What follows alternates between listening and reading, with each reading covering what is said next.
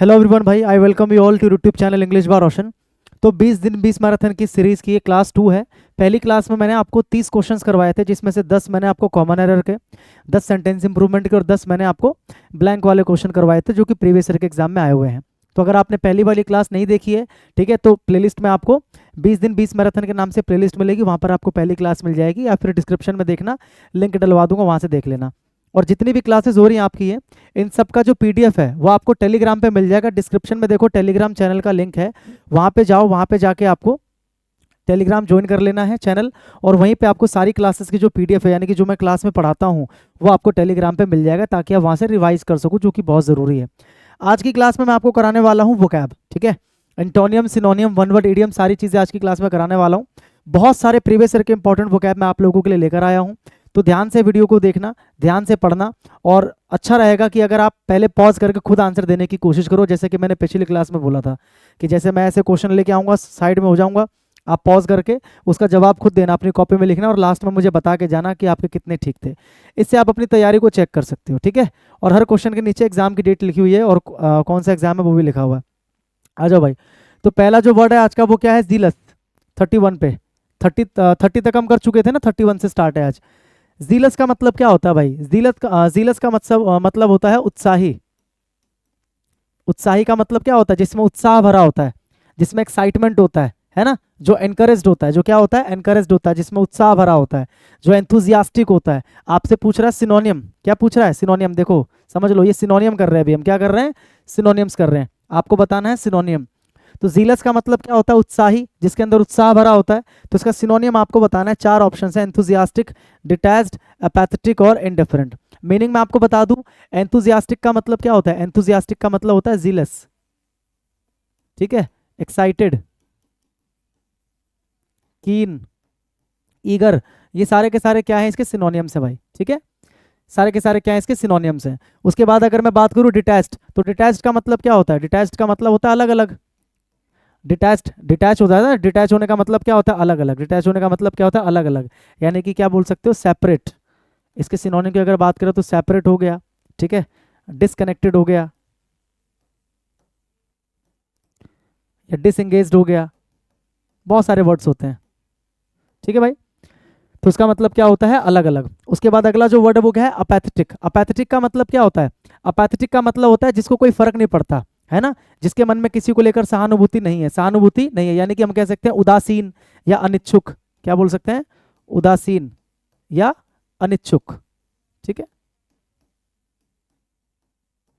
जिसके मन में सहानुभूति नहीं है, यानी कि जो क्या है? इनडिफरेंट है। जो क्या है? इनडिफरेंट है। इनडिफरेंट का मतलब जिसको कोई लेना देना नहीं है किसी भी चीज से। तो ये दोनों के दोनों तो सिनोनियम हो गए, वैसे ही ये दोनों क्या हो गए? आपके सिनोनियम्स हो गए, ठीक है। अब आप आंसर बता सकते हो इजीली।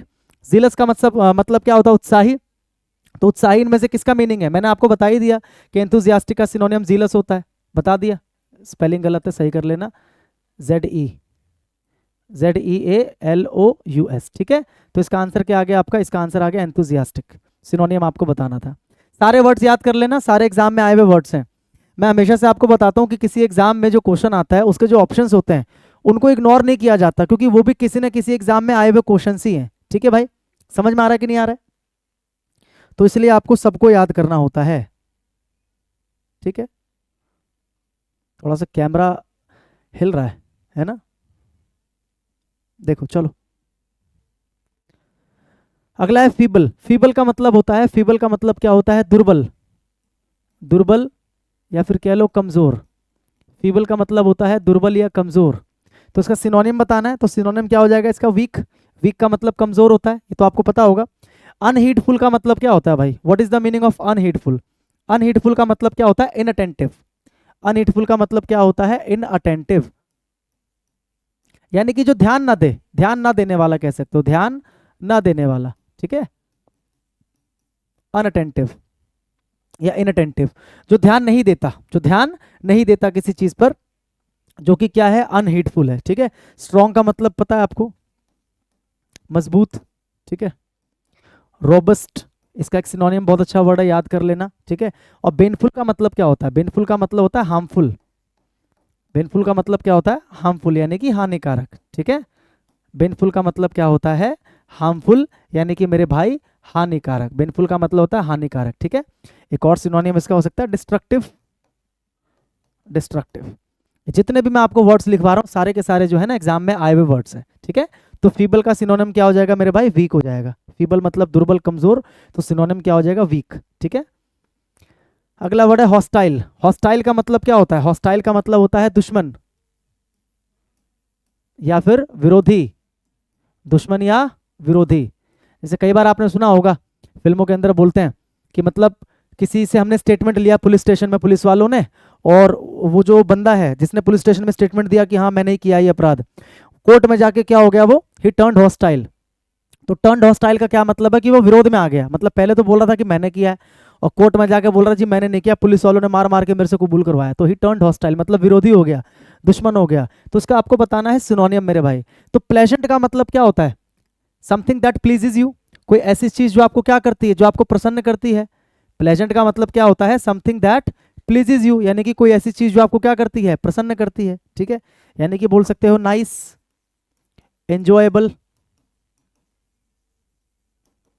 ठीक है, कह सकते हो something that pleases, something that pleases, कोई ऐसी चीज जो क्या करती है, प्रसन्न करती है, समथिंग दैट प्लीजेज, उसको बोलते हैं प्लेजेंट।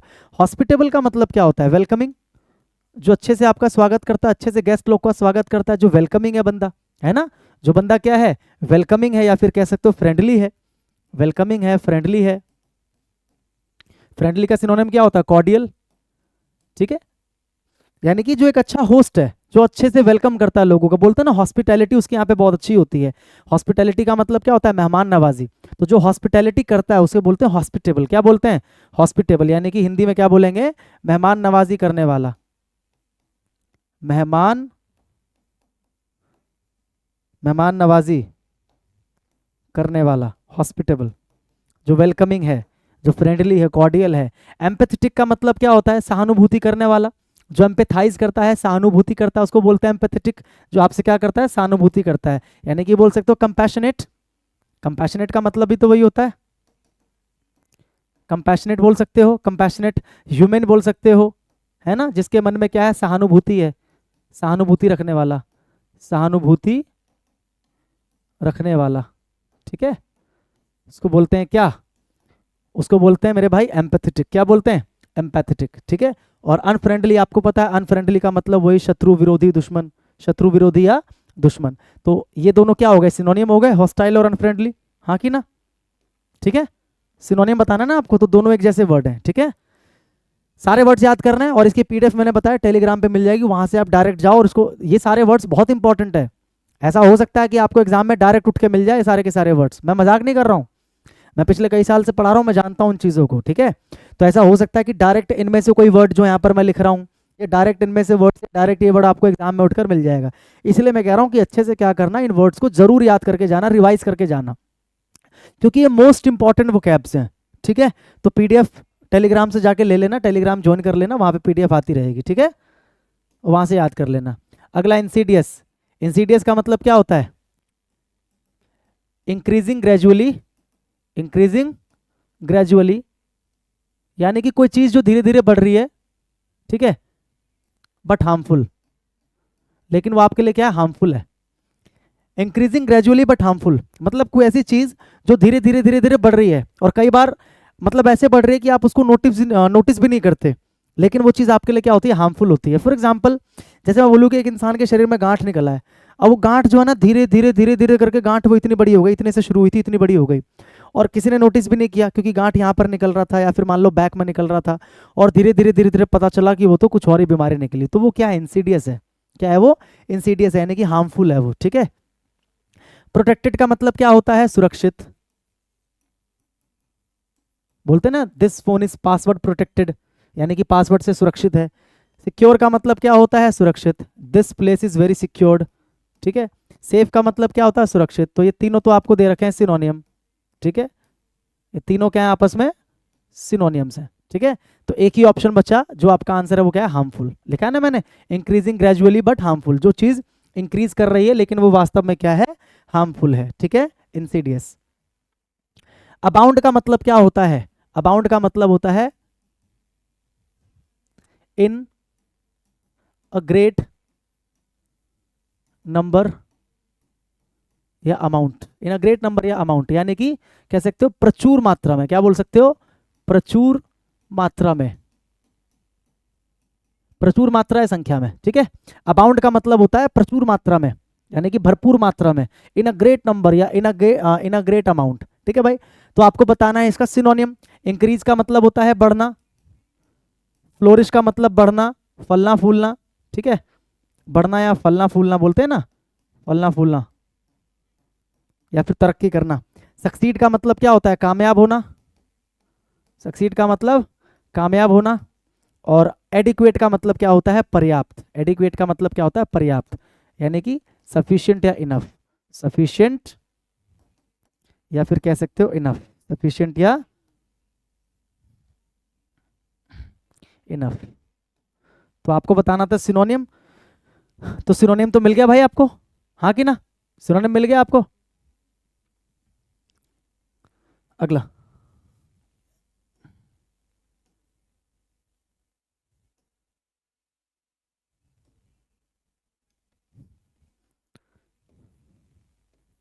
आगे बढ़े।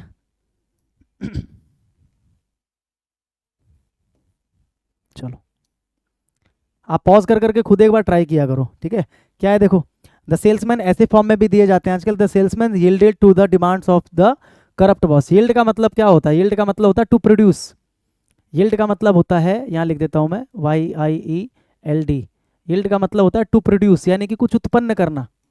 जैसे किसान लोग जो हैं अनाज उत्पन्न करते हैं तो उसको बोलते हैं प्रोड्यूस करना, क्या करना, प्रोड्यूस करना। या फिर एक और मीनिंग होता है टू एक्सेप्ट, स्वीकार कर लेना, ठीक है। या फिर कह सकते हो हार मान लेना, हिंदी में अगर बोलोगे टू एक्सेप्ट यानी कि हार मान लेना, हार मान लेना। या फिर कह सकते हो किसी के सामने झुक जाना। कौन सा झुक जाना है, झुक जाना मतलब हार मान लेने वाला झुक जाना है, ध्यान रखना ही, ठीक है। यील्ड का मतलब टू प्रोड्यूस या टू एक्सेप्ट, हार मान लेना या झुक जाना, है ना, ठीक है, समझ में आ रहा है। अब आपको इसका बताना है सिनोनिम। देखो क्या लिखा था, salesman yielded to the demands of his corrupt boss. जो सेल्समैन था बेचारा अपने बॉस की अपने करप्ट बॉस के डिमांड्स के सामने बेचारा क्या हो गया, यील्ड हो गया। यील्ड का मतलब क्या हो गया, बेचारा झुक गया या बेचारा हार मान गया, झुक गया या हार मान गया, ठीक है। तो इसका आपको बताना है सिनोनिम। कंसीड का मतलब क्या होता है, कंसीड का मतलब होता है स्वीकार करना। कंसीड का मतलब क्या होता है, कंसीड का मतलब होता है स्वीकार करना। हालांकि आप कुछ नहीं भी चाहते स्वीकार करना, लेकिन उसके बावजूद भी क्या करते हो, स्वीकार करते हो, तो उसको क्या बोलते हैं, उसको बोलते हैं कंसीड, क्या बोलते हैं, कंसीड बोलते हैं। समझ में आ रहा है। अगला है कोर्टेड। अगला क्या है, कोर्टेड। तो कोर्ट अपने आप में एक वर्ब है, ध्यान रखना, कोर्ट अपने आप में क्या है, एक वर्ब है, ठीक है। कोर्ट, कोर्ट, कोर्ट अपने आप में एक वर्ब है। एक तो कोर्ट आपको पता ही है, कोर्ट का मतलब न्यायालय है ना, जहां पर फैसले किए जाते हैं। एक कोर्ट अपने आप में वर्ब भी है, एक कोर्ट अपने आप में क्या है, वर्ब है। इसका मतलब क्या होता है, टू डू समथिंग हार्मफुल। इसका मतलब क्या होता है, टू डू समथिंग हार्मफुल, यानी कि कुछ ऐसा करना जिससे किसी को क्या हो, नुकसान हो, जिससे किसी को क्या हो, नुकसान हो, जिसका क्या हो, बुरा परिणाम हो, ठीक है। To do something that might have bad effect, कुछ ऐसा करना जिसका बुरा परिणाम हो, उसको बोलते हैं कोर्ट। हाउंड का मतलब क्या होता है, हाउंड का मतलब होता है किसी को परेशान करना। एक हाउंड नाउन का भी काम करता है। हाउंड अगर नाउन का काम करता है तो इसका मतलब शिकारी कुत्ता भी होता है। हाउंड अपने आप में एक नाउन भी होता है, क्या होता है, नाउन। तो इसका मीनिंग क्या होता है, शिकारी कुत्ता। शिकारी कुत्ते जो होते हैं ना खतरनाक वाले, ठीक है, उसको बोलते हैं हाउंड। और एक हाउंड का मतलब क्या होता है, परेशान करना। हाउंड का मतलब क्या होता है, परेशान करना। तो परेशान करने का सिनोनियम क्या हो जाएगा भाई, परेशान करने का सिनोनियम हो जाएगा आपका अनोय, है ना, अनोय हो जाएगा, ट्रबल हो जाएगा, बॉदर हो जाएगा, ठीक है। अनोय हो जाएगा, ट्रबल हो जाएगा, बॉदर हो जाएगा, सारे के सारे क्या है इसके सिनोनियम से, सारे के सारे क्या है इसके सिनोनियम से, ठीक है। हैरेस भी हो सकता है, किसी को हैरेस करना, ठीक है, यानी कि प्रताड़ित करना। और ट्रेंड का मतलब क्या होता है, आपने सुना होगा कि भैया अभी ट्रेंड चल रहा है, क्या चल रहा है अभी, ट्रेंड का मतलब होता है जनरल चेंज। ट्रेंड का मतलब क्या होता है, a general change, a general change, यानी कि कोई भी एक जनरल चेंज हुआ तो लोग उसको बोलते हैं ना कि ये ट्रेंड है। तो ट्रेंड का मतलब होता है अ जनरल चेंज, ठीक है। इतने सारे वर्ड्स मैंने आपको लिखवा दिए, इन सब की मीनिंग मैंने आपको लिखवा दी। आपसे पूछा था यील्ड का सिनोनिम क्या होगा, तो यील्ड का मतलब क्या हुआ, टू प्रोड्यूस या टू एक्सेप्ट, स्वीकार कर लेना या हार मान जाना। तो आपको देखो स्वीकार करना किस में दे रखा है, स्वीकार करना दे रखा कंसीड में, तो इसका आंसर क्या हो जाएगा, कंसीड। क्या हो जाएगा, कंसीड। कोर्ट का मतलब क्या होता है, to do something that might have bad effect. और हाउंड का मतलब क्या होता है, किसी को परेशान करना, पीछा करना, अनोए, ट्रबल, बॉदर, हैरेस, ठीक है। और ट्रेंड का मतलब क्या होता है, अ जनरल चेंज, एक साधारण सा जो चेंज होता है उसको बोलते हैं ट्रेंड। क्या बोलते हैं, ट्रेंड, ठीक है। अगला आपके पास, the efforts will be vain. Vain का मतलब क्या होता है, व्यर्थ। वेन का मतलब क्या होता है, व्यर्थ, ठीक है, यानी कि वेस्ट, बेकार, ठीक है, वेस्ट या बेकार। यूजलेस, इसका आपको क्या बताना है, इसका आपको बताना है सिनोनिम। क्या बताना है, सिनोनिम। तो सिनोनिम क्या हो जाएगा, यूजलेस हो जाएगा, है ना। यूजलेस का मतलब बेकार होता है, वेस्ट होता है। केयरलेस का मतलब क्या होता है, लापरवाह, जिसको कोई परवाह नहीं है। डिलाइटफुल का मतलब क्या होता है, डिलाइटफुल का मतलब क्या होता है, वही प्लीजेंट। डिलाइटफुल का मतलब क्या होता है, प्लेजेंट। मैंने बताया था ना, जो आपको सुख प्रदान करे। तो डिलाइटफुल का मतलब प्लेजेंट हो गया। सेंसिबल का मतलब क्या होता है, समझदार। सेंसिबल का मतलब क्या होता है, समझदार, ठीक है। केयरलेस का मतलब लापरवाह, सेंसिबल का मतलब हो जाएगा समझदार, डिलाइटफुल का मतलब हो जाएगा प्लेजेंट। तो एक ही आंसर बचा जो उसका सिनोनिम हो सकता है, वो क्या है, यूजलेस। क्या हो सकता है, यूजलेस। ऑल क्लियर भाई, इतना समझ में आया, इसमें कोई डाउट नहीं होना चाहिए, ठीक है। The case of Vanuatu in 2020 is a clear example of the constant and complex challenge faced by SIDS. It shows how SIDS are dealing with multiple crises at the same time and how COVID-19 has particularly exposed SIDS extreme and interlinked. Interlinked मतलब घुमा फिरा के कहानी यहाँ पर आती है कि आपको इसका बताना है सिनोनिम, आपको इसका बताना है सिनोनिम। तो इंटरलिंक्ड का मतलब क्या होता है, आपस में कनेक्टेड। इंटरलिंक्ड का मतलब क्या होता है, आपस में कनेक्टेड। बता दो कौन सा सिनोनिम हो सकता है। कॉन्टिन्यूअस का मतलब क्या होता है, लगातार। सीवियर का मतलब क्या होता है, वेरी सीरियस। सीवियर का मतलब क्या होता है, वेरी सीरियस। जैसे बोलते हैं ना कि I have been suffering from severe fever, I have been suffering from severe fever. Severe fever या सेवियर हेडेक जो भी है, ठीक है। तो इसका मतलब क्या होता है, बहुत ज़्यादा सीरियस, ठीक है भाई। तो सेवियर का मतलब क्या होता है, वेरी सीरियस। फ्री आपको पता है। और इंटरलेस्ड, इंटरलेस्ड का मतलब होता है आपस में संबंधित। तो ये इसका हो जाएगा सिनोनियम। इंटरलेस्ड का मतलब क्या होता है, आपस में संबंधित, या कह सकते हो एक दूसरे से संबंधित, एक दूसरे से संबंधित, ठीक है। ये इसका हो जाएगा मेरे भाई सिनोनियम, ठीक है। समझ में आ रहा है, हाँ कि ना। कुछ इजी भी है, कुछ मुश्किल भी है। अगला है, the company was engaged in spurious. Spurious का मतलब होता है झूठा, या फिर कह सकते हो जाली, या फिर कह सकते हो अवैध, सब कह सकते हो, ठीक है। यानी कि बोल सकते हो ना, इलीगल बोल सकते हो, है ना। जाली का मतलब होता है नकली। जाली का मतलब क्या होता है, नकली। जैसे जाली नोट सुना होगा आपने, है ना। जाली नोट यानी कि नकली नोट, जाली नोट यानी कि नकली नोट। झूठा, स्पूरियस का मतलब फ्रॉड भी कह सकते हो। क्या बोल सकते हो, फ्रॉड भी कह सकते हो, फ्रॉड।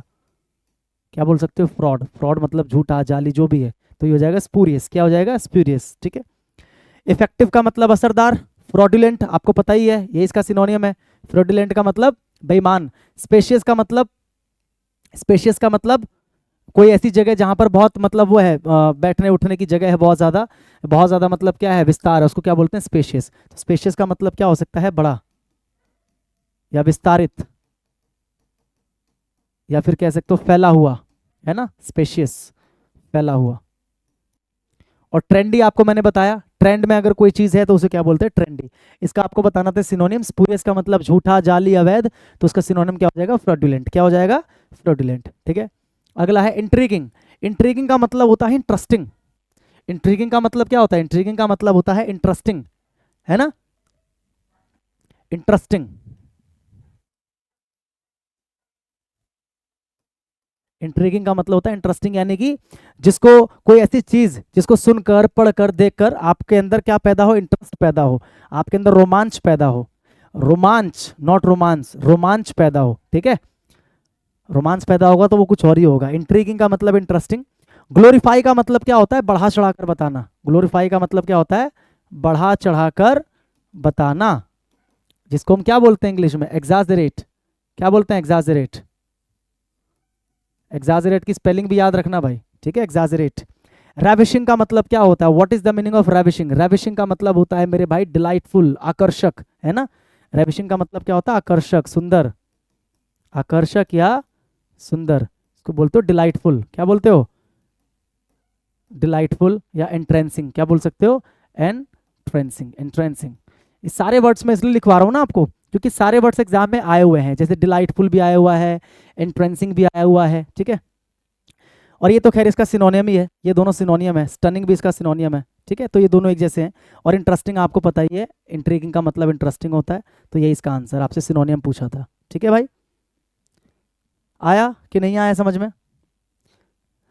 सिनोनियम पढ़ लिया आपने? कितने सिनोनियम पढ़े भाई? 10 आपने पढ़ लिए सिनोनियम्स। अब आ जाओ एंटोनियम्स पे। एंटोनियम क्या होता है? यानी कि जो विपरीत अर्थ आपको दे, ठीक है। फटाफट से मैं आपको करवा रहा हूँ, और फटाफट से शायद आपको याद भी हो रहा होगा, हैंड टू हैंड आप इसको याद करते चलो। अगर आप इस क्लास को देख रहे हो तो आप क्या करो, साथ साथ में याद करते चलो। आप ये मत सोचो कि नहीं पहले मैं पूरा का पूरा क्लास कर लूंगा, उसके बाद फिर मैं अलग से याद करने बैठूंगा, तो वो चीजें मत सोचो, ठीक है। समझ में आ रहा है भाई?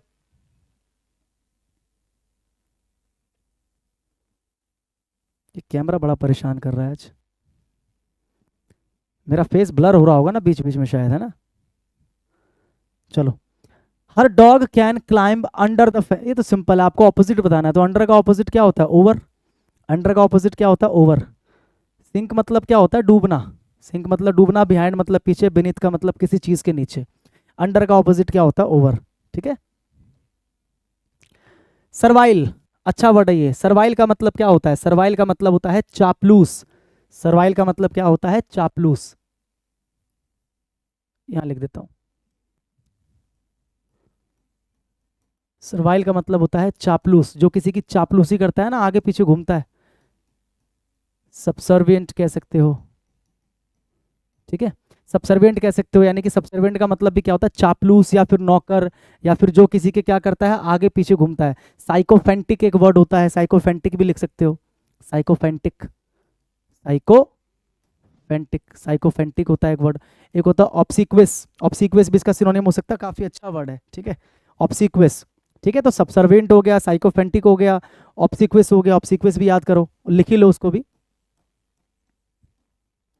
ऑब्सिक्विस। इन सब का मतलब क्या होता है? चापलूस। सबका मतलब क्या होता है? चापलूस, जो किसी की चापलूसी करता है, किसी का नौकर होता है। सबसर्विएंट हो गया, साइकोफेंटिक हो गया, ऑब्सिक्विस हो गया। याद रखना है इसको भाई, ठीक है। इसका आपको बताना है, क्या एंटोनियम बताना है। एरोगेंट का मतलब क्या होता है? घमंडी। एरोगेंट का मतलब क्या होता है? घमंडी, जिसके अंदर बहुत क्या होता है? घमंड होता है। शिपिश का मतलब क्या होता है? शिपिश का मतलब होता है शेमफुल या एम्बेरेस्ड। शिपिश का मतलब हो जाए शेमफुल या एम्बेरेस्ड, यानी कि किसी ने कुछ ऐसा काम कर दिया जिसकी वजह से उसको शर्मिंदगी हो रही है।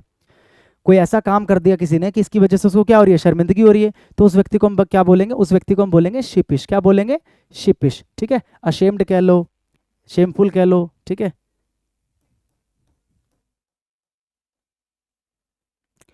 बिकर, बिकर का मतलब क्या होता है? बिकर का मतलब होता है to argue, to argue about, argue about unimportant things, unimportant things. मतलब ऐसी चीजें जो इंपॉर्टेंट नहीं है, जो छोटी छोटी चीजें हैं, उनको लेकर क्या करना? आर्ग्यू करना। उनको लेकर क्या करना? आर्ग्यू करना, ठीक है भाई। यानी कि आप कह सकते हो रैंगल करना। रैंगल का मतलब भी सेम होता है ना, रैंगल, आर्ग्यू, सब इसका क्या हो जाएगा? सिनोनियम हो जाएगा, ठीक है। रैंगल याद रखना, अच्छा वर्ड है, एग्जाम में आया हुआ वर्ड है। कनिंग का मतलब क्या होता है? धूर्त, कपटी। मालूम है ना, धूर्त या कपटी दुनिया में बहुत लोग पाए जाते हैं ऐसे। कनिंग का मतलब क्या हो गया? धूर्त हो गया, कपटी हो गया, ठीक है। स्ली, विली, क्राफ्टी, कुछ भी कह लो, स्ली कह लो, विली कह लो, क्राफ्टी कह लो, ठीक है, डेवियस कह लो। ये सारे बहुत अच्छे अच्छे वर्ड्स हैं जो पिछले ईयर के एग्जाम से में आ चुके हैं, ठीक है। डेवियस, इन सब का मतलब क्या होता है? धूर्त, कपटी, चालाक। नेगेटिव तरीके से ध्यान रखना, चालाक एक होता है अच्छा वाला, क्लेवर होता है वो। एक होता है बुरे तरीके से चालाक, जो बड़ी चालाकी करता है, लोगों के साथ गलत करता है, ठीक है। तो कनिंग का मतलब हो गया धूर्त या कपटी। स्ली, विली, क्राफ्टी, डेवियस। आपको बताना था सर्वाइल का, क्या बताना था आपको? आपको सर्वाइल का ऑपोजिट बताना है। तो क्या शीपिश हो सकता है? शीपिश तो बिल्कुल अलग है। देखो, अगर कोई चापलूस है, कोई अगर नौकर वाला काम कर रहा है, तो उसका ऑपोजिट क्या होगा? जो बिल्कुल बंदा एरोगेंट है, जो किसी की चापलूसी नहीं कर रहा है। जो अपने घमंड में चूर है, तो इसका ऑपोजिट क्या हो जाएगा? एरोगेंट। क्या हो जाएगा? एरोगेंट। सारे वर्ड्स याद करना है, मैं फिर से बता रहा हूँ, जितने भी वर्ड्स आपको यहाँ पर लिखे हुए मिल रहे हैं, ये सारे के सारे वर्ड्स आपको याद करने हैं। जितने भी यहाँ पर मैं दे रहा हूँ वर्ड्स, ली, विली, क्राफ्टी, डिवियस, रैंगल, ऑब्सिक्यूअस, साइकोफेंटिक और सबसर्विएंट, सारे वर्ड्स आपको याद करने हैं। कुछ भी ऐसा नहीं है जो आपको छोड़ देना है, सारे के सारे वर्ड्स आपको याद करने हैं। ठीक है। कंपेल्ड, कंपेल का मतलब क्या होता है? किसी को मजबूर करना, है ना। कंपेल का मतलब होता है किसी को मजबूर करना, मजबूर करना। ठीक है। क्या लिखा है देखो, he was compelled by everyone to join the group, मतलब सबके द्वारा उसे मजबूर किया गया कंपनी को या ग्रुप को ज्वाइन करने के लिए। तो आपको बताना है इसका एंटोनियम। तो डिमर, ऑब्सक्योर्ड, कन्फेस्ड, इंड्यूस्ड, इसका आपको बताना है एंटोनियम। और सारे के सारे देखो कितने अच्छे वर्ड्स। डिमर का मतलब क्या होता है? डिमर का मतलब होता है ऑब्जेक्ट करना, मतलब किसी चीज के प्रति आपत्ति जताना। डिमर का मतलब क्या होता है? आपत्ति जताना। आपत्ति जताना, आपत्ति जताना मतलब जानते हो ना कि हाँ मैं इस पर सहमत नहीं हूँ। आपत्ति जताना यानी कि आप कह सकते हो डिसेंट, इसका सिनोनियम हो सकता है। ठीक है, डिसेंट हो सकता है, ऑब्जेक्ट भी हो सकता है। ऑब्जेक्ट का मतलब भी आपत्ति करना होता है ना। डिसेंट हो गया, ऑब्जेक्ट हो गया, ये इसकी वही हो गई मीनिंग। अगला क्या है? ऑब्सक्योर्ड। ऑब्सक्योर्ड का मतलब आपको पता है धुंधला, नॉट क्लियर, है ना। ऑब्सक्योर्ड का मतलब क्या होता है? धुंधला भी होता है। ठीक है, जिसको आप बोल सकते हो नॉट क्लियर, या फिर कह सकते हो नॉट वेल नोन। नॉट जो जाना माना नहीं है, नॉट वेल नोन, है ना। ड्यूबियस, डाउटफुल, बहुत सारे सिनोनिम इसके हो सकते हैं। ठीक है, dubious, doubtful, not well known, not clear, ये सारे के सारे क्या है भाई? इसके सिनोनियम है। सारे के सारे क्या है? इसके सिनोनियम है। एक और होता है वेग, वेग भी लिख लेना, वेग। वेग का मतलब भी क्या होता है? अनक्लियर। सारे बहुत अच्छे अच्छे वर्ड्स हैं जितने भी यहाँ पर लिखवा रहा हूँ। जैसे डिसेंट का मतलब असहमत होना, ऑब्जेक्ट का मतलब आपत्ति करना, ठीक है, वेग मतलब अनक्लियर, डाउटफुल, ड्यूबियस, ठीक है, ये सारे याद रखना। कन्फेस्ट का मतलब आपको पता है, कन्फेस का मतलब क्या होता है? अपना जुर्म या अपना पाप स्वीकार कर लेना, कन्फेस कर लेना। कन्फेस का मतलब क्या होता है? गलती मानना, गलती मानना, इसको बोलते हैं ना। अगर ईडियम की फॉर्म में दर्शाना हो तो क्या बोलेंगे? ईट हम्बल पाई, ईट हम्बल पाई। ठीक है, मान लेना कि हाँ मैं गलत था। इंड्यूस का मतलब क्या होता है? इंड्यूस एक अच्छा वर्ड है, इंड्यूस याद रखना। इंड्यूस का मतलब होता है किसी को राजी करना, किसी को मनाना। इंड्यूस का मतलब क्या होता है? मनाना भी होता है, या इंड्यूस का मतलब होता है to cause to happen, to cause to happen, यानी कि कुछ होने का कारण बनना, कुछ होने का कारण बनना। जैसे कि मैं बोलूं कि दिस मेडिसिन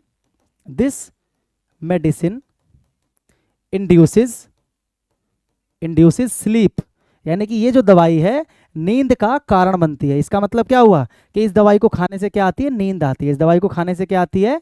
नींद आती है। समझ में आ रहा है? सिनोनिम क्या हो सकता है? परसुएड हो सकता है, परसुएड का मतलब मनाना, राजी करना होता है। प्रॉम्प्ट भी हो सकता है, ठीक है, परसुएड हो सकता है, प्रॉम्प्ट भी हो सकता है, कन्विंस भी हो सकता है, कहने के लिए कन्विंस भी कर सकते हो। ठीक है भाई, समझ में आया? अब आपको बताना है इसका क्या बताना है? इसका एंटोनियम बताना है। तो क्या एंटोनियम होगा इसका? कंपेल का मतलब मजबूर करना। तो अगर कोई आपको मजबूर कर रहा है, आप किसी को मजबूर कर रहे हो, तो उसका ऑपोजिट धुंधला होगा, गलती मानना होगा, या मनाना होगा? नहीं, इसका ऑपोजिट एक ही हो सकता है, वो क्या है? आपत्ति जताना। एक होता है मजबूर करना, एक होता है आपत्ति जताना, ऑब्जेक्ट करना। भाई मजबूर करने का मतलब कि मैं आपकी बात मान गया, आपने अगर मुझे मजबूर कर दिया मतलब मैं आपकी बात मान गया। लेकिन एक होता है कि मैंने आपत्ति जता दी, मैं असहमत हो गया। तो उसका एंटोनियम जो है चारों में से अगर देखा जाएगा तो एक ही मैच कर रहा है, वो कौन सा है? ऑप्शन ए, ऑप्शन ए, यानी कि डिमर। क्या है? डिमर। समझ में आ रहा है? 43। अगला आ जाओ 44। Do you know the old adages? Adages का मतलब होता है कहावत। हमारे माता पिता, दादा नाना, दादी नानी, ये सब कहावतें बोलते थे ना, बोलते थे ना कि ना राजा भोज, कहाँ कहाँ राजा भोज, कहाँ गंगू तेली, ना नौमन तेल होगा, न ये होगा वो होगा, न रहेगा बांस, ना बजेगी बांसुरी, ऐसे ऐसे इनको बोलते हैं एडेज। क्या बोलते हैं? एडेज का मतलब ओल्ड सेइंग्स, कहावत, यानी कि क्या बोल सकते हो? Old sayings. ओल्ड सेइंग्स का मतलब पुराने जो लोग कहा करते थे कि ऐसा होता है ऐसा होता, ओल्ड सेइंग्स। ठीक है, एंटोनियम बताना है इसका भाई। तो रिब्यूक का मतलब क्या होता है? रिब्यूक का मतलब होता है डांटना या निंदा करना, यानी कि बुराई करना, है ना, रिब्यूक।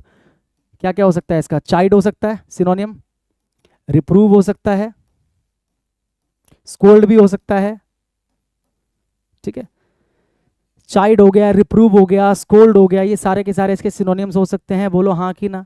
ठीक है। डेयर का मतलब क्या होता है? हिम्मत करना। एडिक्शन का मतलब क्या होता है? लत। एडिक्शन का मतलब क्या होता है? लत, यानी कि किसी चीज की आदत जब पड़ जाती है उसको क्या बोलते हैं? एडिक्शन। और मिसकंस्ट्रक्शन का मतलब क्या होता है? मिसकंस्ट्रक्शन का मतलब होता है मिसअंडरस्टैंडिंग। मिसकंस्ट्रक्शन का मतलब होता है मिसअंडरस्टैंडिंग, मिसअंडरस्टैंडिंग या मिस इंटरप्रिटेशन, मिस इंटरप्रिटेशन। ठीक है। मिस इंटरप्रिटेशन का मतलब क्या होता है? किसी चीज को गलत तरीके से इंटरप्रेट करना, किसी चीज को क्या करना? गलत तरीके से इंटरप्रेट करना, यानी कि प्रस्तुत करना। तो वही तो है कहावत का मतलब, पुराने सेइंग्स। और बाकी तीनों चारों ऑप्शन देखोगे तो आपको पता लग जाएगा कि यही जो है इसका ऑपोजिट बन सकता है। कहावत का मतलब शब्दों का एक बना बनाया स्ट्रक्चर, एक अच्छे से कंस्ट्रक्टेड जो वर्ड्स हैं उनको, उन सबको मिलाकर हम क्या बोलते हैं? कहावत। तो जो मिसकंस्ट्रक्टेड है या जो मिसकंस्ट्रक्शन है वो इसका ऑपोजिट हो जाएगा। समझ में आ रहा है? कहावत का मतलब शब्दों को अच्छे तरीके से कंस्ट्रक्ट करना, मतलब अच्छे तरीके से अरेंज करना। तो इसका ऑपोजिट क्या हो जाएगा? ऑपोजिट हो जाएगा मिसकंस्ट्रक्शन। ऑपोजिट क्या हो जाएगा? मिसकंस्ट्रक्शन। ठीक है भाई। अगला हो गया आपका select the most appropriate antonym. Callous. Callous का मतलब क्या होता है? निर्दयी। केलॉस का मतलब क्या होता है? निर्दयी, मतलब जिसके अंदर दया नहीं होती, जो बंदा हार्टलेस है, जो बंदा बिल्कुल इनसेंसिबल है, जिसके अंदर इनसेंसिटिव, सॉरी, जो बंदा बिल्कुल क्या है? इनसेंसिटिव है, जो बंदा बिल्कुल क्या है? हार्टलेस है। ठीक है। क्या बोल सकते हो? इनसेंसिटिव या हार्टलेस। इनसेंसिटिव या फिर कह सकते हो हार्टलेस, कोल्ड भी कह सकते हो। ठीक है, एटसेट्रा। ये सारे इसके सिनोनिम्स हैं। अब इसका आपको बताना है एंटोनियम। रेशनलिस्टिक का मतलब क्या होता है? तर्कवादी। रेशनलिस्टिक का मतलब होता है तर्कवादी, जो सारी चीजें तर्क के आधार पर करता है। ठीक है, जो सारी चीजें तर्क के आधार पर करता है, यानी कि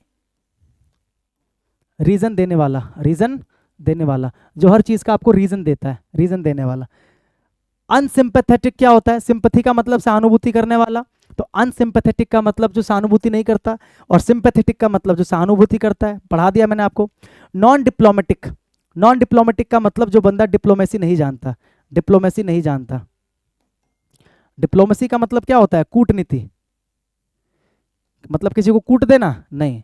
डिप्लोमेसी का मतलब होता है कूटनीति। हिंदी की मात्रा शायद थोड़ी गड़बड़ है, देख लेना। कूटनीति का मतलब क्या होता है? कि मतलब कूटनीति का मतलब होता है कि जैसे फॉर एग्जांपल मैंने आपसे एक सवाल पूछा कि आपको ए पर्सन अच्छा लगता है या बी पर्सन अच्छा लगता है, तो आप बोलोगे कि हफ्ते के 3 दिन ए पर्सन अच्छा लगता है, 4 दिन बी अच्छा लगता है। यानी कि आपने मेरी बात का सीधा जवाब ना देके कुछ घुमा फिरा के आपने जवाब दिया, तो उसको बोलते हैं कूटनीति करना। यानी कि ऐसे बहुत सारे लोग होते हैं एक देश की तरफ से, जो देश के डिप्लोमेट, जो देश के डिप्लोमेट्स होते हैं, जो डिप्लोमेसी करने वाले लोग होते हैं, उनको बोलते हैं डिप्लोमेट्स। क्या बोलते हैं? डिप्लोमेट्स। यानी कि जो दूसरे देशों में जाते हैं, अपने देश की नीति को दूसरे देश की नीति के साथ में क्या करते हैं? पॉलिसीज को शेयर करते हैं, है ना? तो उनको बोलते हैं डिप्लोमेट्स। क्या बोलते हैं? डिप्लोमेट्स, जो कूटनीति करते हैं। तो नॉन डिप्लोमेटिक मतलब जो कूटनीति नहीं करते हैं। तो इसका बताना है आपको एंटोनियम। तो भैया क्या होगा इसका आंसर? जो निर्दयी है उसका ऑपोजिट क्या हो जाएगा? सिंपैथेटिक, यानी कि सहानुभूति करने वाला, सहानुभूति करने वाला। ठीक है, जो दूसरों से क्या रखता है? सहानुभूति करता है, जो दूसरों पर दया करता है, जो दूसरों के दुख दर्द को समझता है। ठीक है भाई। अगला हो गया आपका कौन सा वर्ड? ऑप्टिमिस्टिक। ऑप्टिमिस्टिक का मतलब होता है आशावादी। ऑप्टिमिस्टिक का मतलब होता है आशावादी। ठीक है, इसका ऑपोजिट क्या हो जाएगा? पेसिमिस्टिक। वैसे तो इसका जो डायरेक्ट ऑपोजिट होता है वो होता है पेसिमिस्टिक। क्या होता है? पेसिमिस्टिक। पेसिमिस्टिक का मतलब होता है निराशावादी, निराशावादी। ठीक है, पेसिमिस्टिक का मतलब क्या होता है? निराशावादी। आए समझ में? देखो इसमें से हमें निकालना है, जो इसका ऑपोजिट निकालना है। स्टे का मतलब क्या होता है? ठहरना। इंसिडेंट का मतलब क्या होता है? कोई भी। इंसिडेंट का मतलब कोई भी, मतलब कह सकते हो, क्या बोलते हैं उसको हिंदी में, क्या बोलते हैं? इंसिडेंट का मतलब क्या होता है? कि एक इंसिडेंट हो गया। इंसिडेंट का मतलब मामला कह सकते हो, कुछ भी कह सकते हो, आपको पता है। पॉजिटिव का मतलब सकारात्मक। और ग्लूमी का मतलब क्या होता है? निराश, उदास। ग्लूमी का मतलब होता है निराश, उदास। ठीक है, ग्लूमी का मतलब क्या हो गया? निराश या उदास, निराश या उदास। ठीक है, तो इसका आपको एंटोनियम बताना है। तो इसमें से अगर देखोगे तो यही वाला जो इसका एंटोनियम मैच कर रहा है, क्योंकि स्टे का मतलब ठहरना होता है। इंसिडेंट का मतलब क्या होता है? कोई भी हादसा या कुछ भी। और पॉजिटिव का मतलब सकारात्मक। तो ग्लूमी का मतलब उदास या निराश। ग्लूमी का मतलब उदास या निराश। एक तरफ बंदा आशावादी है और एक तरफ बंदा क्या है? ग्लूमी, यानी कि निराश या उदास है या हताश है। निराश, उदास या हताश। ठीक है, अगला, अगला क्या है भाई, करटेल। करटेल का मतलब होता है कम करना। करटेल का मतलब क्या होता है, कम करना, या फिर कह सकते हो कटौती करना। कम करना या फिर कटौती करना। ठीक है, जिसको डिक्रीज बोल सकते हो, लेसन बोल सकते हो।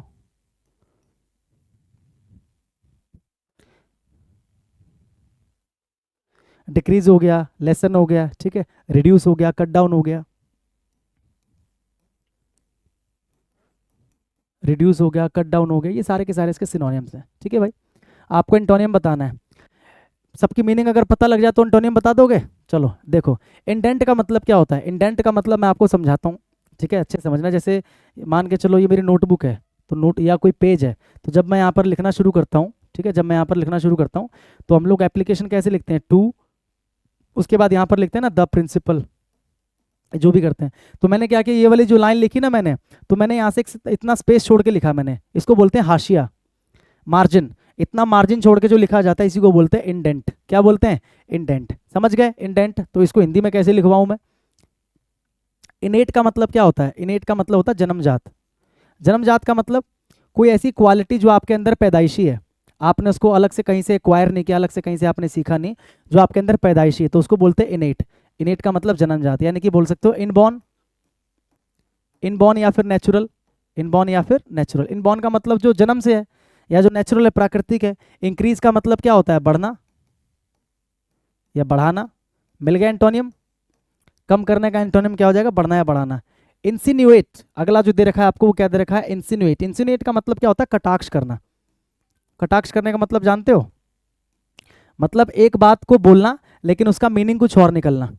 किसी एक बात को ऐसे पेश करना कि आप कुछ और बोलना चाह रहे हो लेकिन मीनिंग कुछ और निकल रही है। इम्प्लाई, हिंट, सजेस्ट, कुछ भी कह सकते हो, इसके सिनोनिम्स होते हैं। जैसे इम्प्लाई, इम्प्लाई करना, हिंट करना या सजेस्ट करना, ये सारे इसके सिनोनिम्स हैं। ठीक है, इम्प्लाई का मतलब एग्जैक्ट वही होता है कि मतलब आप कुछ और बोल रहे हो लेकिन उसका एक्चुअल में मतलब कुछ और निकल रहा है, उसको बोलते हैं इम्प्लाई करना। क्या करना, इम्प्लाई करना। ठीक है, तो भैया करटेल का जो ऑपोजिट हुआ, जो एंटोनियम हुआ, वो क्या हो गया, इंक्रीज हो गया। ठीक है, समझ में आ गया। इसमें कोई डाउट है, एक सेकेंड भाई वेट करना बस।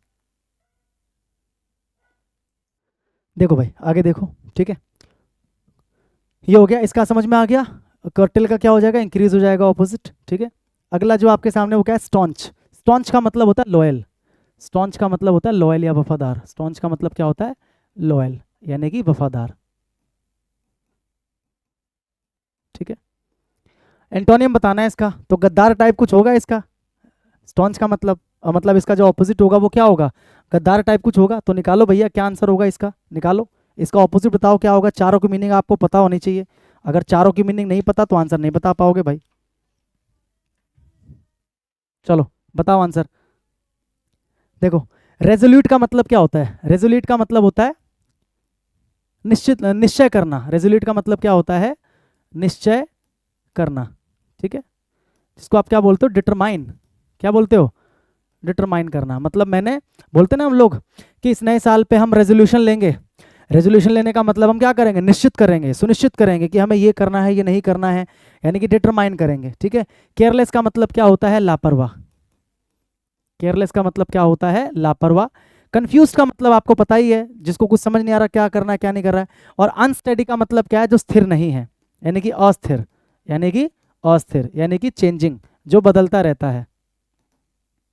ठीक है, अनस्टेडी का मतलब क्या हो गया, अस्थिर, यानी कि जो बदलता रहता है।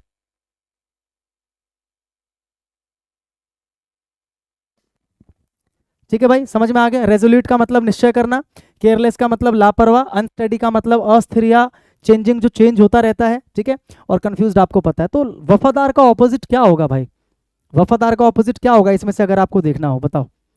देखो ऐसे ऐसे क्वेश्चंस भी आते हैं जो आपको थोड़ा सा घुमा देंगे, मतलब डायरेक्ट यहाँ पर आपको गद्दार टाइप कुछ नहीं दिया। अगर डायरेक्ट यहाँ पर कुछ देता, आपको गद्दार टाइप कुछ लिख के देता मीनिंग, तो आप उसका आंसर लगा देते कि हाँ सर ये इसका आंसर है। लेकिन यहाँ पर आपको कुछ नहीं दिया, तो देखो क्या हो सकता है, क्या निश्चय करना इसका आंसर हो सकता है, ऑपोजिट हो सकता है, नहीं हो सकता।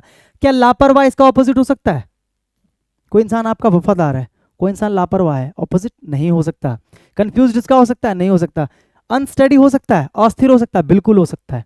कैसे, कि जैसे कोई आज आपके साथ है तो कल वो बदल गया। मैंने क्या बोला, जो अस्थिर है, जो चेंज हो रहा है, जो क्या हो रहा है, चेंज हो रहा है। समझ में आ रहा है कि नहीं आ रहा है? जो अस्थिर है, जो चेंज हो रहा है, तो इसका ऑपोजिट क्या हो जाएगा, अनस्टडी। क्या हो जाएगा, अनस्टडी। ठीक है, स्टडी का ऑपोजिट होता है अनस्टडी, और ऐसे स्टॉन्च का ऑपोजिट भी क्या होता है, अनस्टडी। ठीक है, अगला, the emperor was considered as a wicked man. Wicked का मतलब वही धूर्त, कपटी। बताया था अभी पीछे मैंने एक और वर्ड आपको इसका। विकेड का मतलब धूर्त या कपटी, कह सकते हो बैड या इविल, बैड या इविल, बुरा आदमी, जो इविल है। ठीक है, राक्षसी प्रवृत्ति वाला है। वर्चुअस का मतलब होता है गुणी। गुणी का मतलब अच्छा आदमी, जिसके अंदर क्या है, गुण है, जो गुड है। A person with quality, a person with good quality, with good qualities, जिसके अंदर अच्छी क्वालिटीज हैं। सेवेज का मतलब क्या होता है, सेवेज का मतलब होता है जंगली। सेवेज का मतलब क्या होता है, जंगली, है ना, हिंसक, जंगली या हिंसक। कह सकते हो वॉयलेंट, क्या बोल सकते हो, वॉयलेंट या अग्रेसिव, वॉयलेंट या अग्रेसिव। ठीक है, वॉयलेंट या अग्रेसिव। सेवेज आपने आजकल बहुत सारे वर्ड्स, बहुत सारी जगहों पर आपने सुना होगा। ठीक है ना। फियर्स का मतलब क्या होता है, एंग्री। फियर्स का मतलब एंग्री। और वाइल का मतलब क्या होता है, what is the meaning of while. While का मतलब होता है वेरी बैड। वाइल का मतलब क्या होता है, वेरी बैड, या फिर कह सकते हो वेरी अनप्लेजेंट। वेरी बैड या वेरी अनप्लेजेंट। इतना समझ में आया भाई, हाँ कि ना। चारों वर्ड्स के मतलब मैंने आपको बता दिए। ठीक है, विकेट का मतलब धूर्त या कपटी होता है, वर्चुअस का मतलब गुणी यानी कि गुड पर्सन, सेवेज का मतलब जंगली हिंसक, फियर्स का मतलब एंग्री, वाइल का मतलब वेरी बैड। तो आपको बताना है धूर्त कपटी का ऑपोजिट, जो कि हो जाएगा वर्चुअस, क्योंकि वर्चुअस का मतलब जिसके अंदर अच्छे गुण हैं, जो कपटी का ऑपोजिट है, हाँ कि ना। आगे बढ़ो भाई, अगला है डिरीजन। डिरीजन का मतलब होता है मजाक, मजाक कह लो या फिर क्या कह लो, उपहास, है ना। इसका जो वर्ब बनता है, वर्ब क्या बनता है, डिराइड। डिराइड का मतलब होता है मजाक उड़ाना। डिराइड का मतलब क्या होता है, मजाक उड़ाना। ठीक है, किसी का मजाक उड़ाना, किसी के साथ में वो किसी का उपहास करना। उपहास करने का मतलब जानते हो ना, मतलब उसके बारे में भला बुरा कहना। ठीक है, उपहास करना, मजाक उड़ाना। इसका आपको बताना है ऑपोजिट। डिसइंटीग्रेशन का मतलब क्या होता है, डिसइंटीग्रेटेड का मतलब क्या होता है आपको पता है। डिसइंटीग्रेटेड का मतलब जो इंटीग्रेटेड यानी कि संबंधित नहीं है।